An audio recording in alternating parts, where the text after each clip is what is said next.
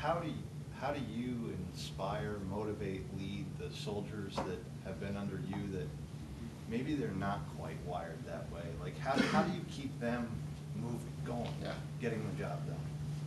I think most importantly is you have to know them personally, and that's not easy. I mean, that takes, and it's harder as you increase in responsibility.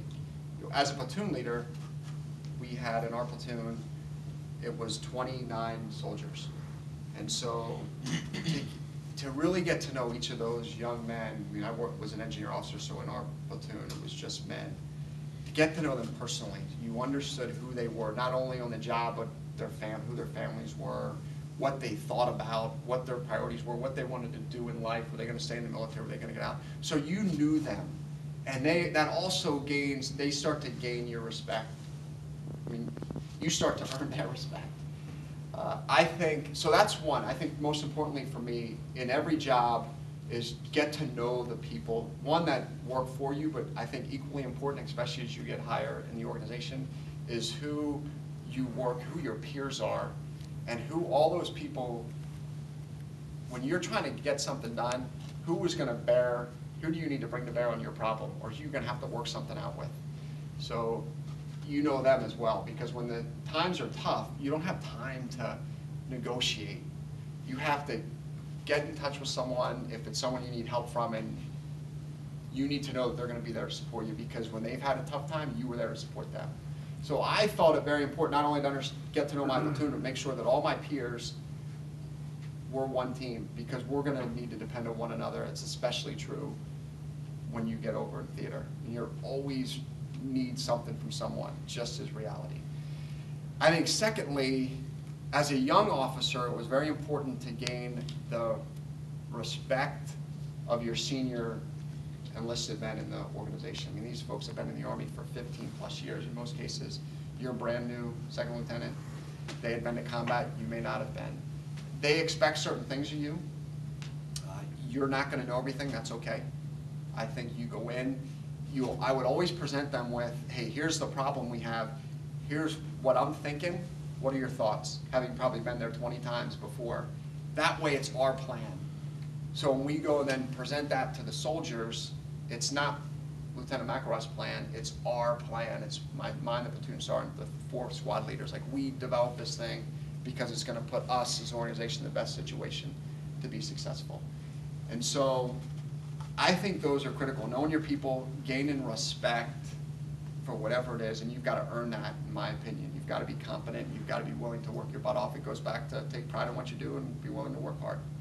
And you, over time, will gain that respect. I think, me personally, one of the first things I did, like when I got here, was I knew I had to figure out who the players were outside of West Point, outside the athletic department, that we needed support from. So the dean's office, the commandant's office, the superintendent's office, the garrison commander's office. So I went and found all those people. I just set up office calls with them and got to know them personally. I mean, I could have sent them an email, introduced myself. I could have called them on the phone. I went and met them because I knew that I wanted them to know me. So when I called them saying, hey, we got the 2 Patriot League championships this weekend and we need X support, that they knew who I was. I mean, we had talked, we were able to help them out at some point during the year, because we're always going to need help, and a lot of times for us it's at the last minute. And so it's just building relationships, I think, that help us down the road accomplish the tough problems that we need to accomplish. So I don't know if that answers the question. Anything else? Any other questions? Anything about Iraq that you're just curious to know about? You mentioned, when you were a DB and you got beat deep and you had to erase it and move on. In sales, we succeed less than we face objection. Better said, we fail more than we succeed. If you purely go by the numbers, and so all these folks have to, after that no from a sponsor or a prospect, they got to move on. What's the best way that you moved on after you got beat deep or after you had a bad day in Iraq or whatever? The way that I would always look at it was much easier, I think, actually in Iraq than it was in the football field. for whatever reason, because in Iraq there was more at stake. So it was like, I mean, I know that sucked, but we are going to have time to learn from that at some point. But we got to get on to the next thing because there's an attack going on over there that I've got to get medevac to. I mean, I know that at least I know is taken care of initially. We'll figure it out. Playing football, so I think in that case you have to know, I mean, it's just a mental battle drill where you've got to quickly be able to shift to the next thing. And knowing that you've got to learn, at some point you got to stop and figure out why that thing that went wrong. So you can try not to have it happen a second time, even though inevitably it's going to, especially in, you know. But what could I have potentially done differently to influence the outcome, make it positive in our favor? In sports, it became easier as I got more mature. I think initially it was just hard as a young, you know, especially I started playing football when I was 7. You know, at that age, you're just, you know, for whatever reason, you fumble the ball and that's all you can think about. I mean, if you're not crying or you're whatever, as you get older, you know that the team needs you the next play. And it's going to be, if you're still thinking about the last play, they could go at you again, and now you've given up 2 bad plays in a row. So you have to, I think, quickly know that it's bigger than you. So I know that I missed that tackle, and I'm sure that no one's probably more pissed about it than me. So let's get over it, and let's move to the next play, because I've got to be in it for the other 10 guys on the field, so that I'm in the right position that next play to not miss the tackle or to make the pick.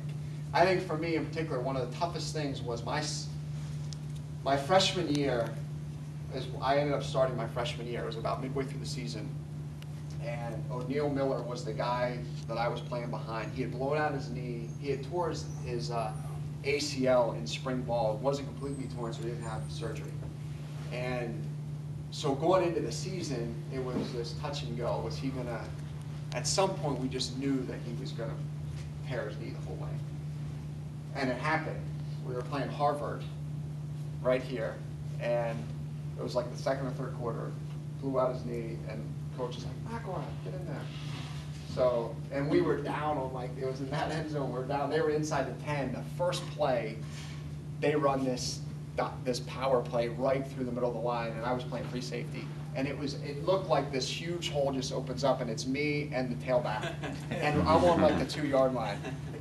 And I hit this guy so hard that I'm like, there's no way he can score. First play, he can't score. So I hit him, I stop him, I can't breathe. I'm thinking, oh, welcome to Division I football. And so I felt somewhat good that at least he didn't score. The next play, I blow coverage and they score.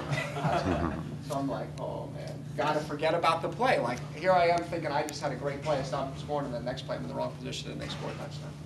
So that's celebrating, I think. It's the same concept, but you gotta live for that next play. Good, bad, or different, the next play. That year ended, we were playing Navy, still my freshman year. My brother was a senior, didn't play football, but he was a senior at the academy. They had never lost to Navy. They had beat him freshman year, sophomore year, junior year. We were going for 4 in a row. We were winning the whole game. And Navy gets the ball with about 4 or 5 minutes left. And they're driving down, and they ran this pass. It was this coverage where I was playing free safety. I roll over to, a third of the field. I'm kind of like going back to numbers, and they had a guy going down the sideline and a tight end coming up the hash. The Alton Bridger throws it to the tight end, and I dive, and I have the pick, but it goes through my arm. So I miss the interception. About 4 plays later, they kick a field goal to win the game with no time left. And I'm thinking, my brother to this day doesn't let me. So, but it's over. The next year, we're playing Navy. We're up 27-20. They get the ball back, 5 minutes left in the game. And I literally think about the same exact situation. This is it. This is the same situation I was in, 365 days ago. And I picked off, it was the same thing. Almost identical play. Guy going up the sideline, Alton Grizzard's still the quarterback, guy going down the hash. he threw it this time to the sideline guy, and I made the pick. We went down and kicked the field goal to win 30-20. But it's the same thing. I mean, you learn from all those encounters, and you try to make the most of those situations and apply them to the next play.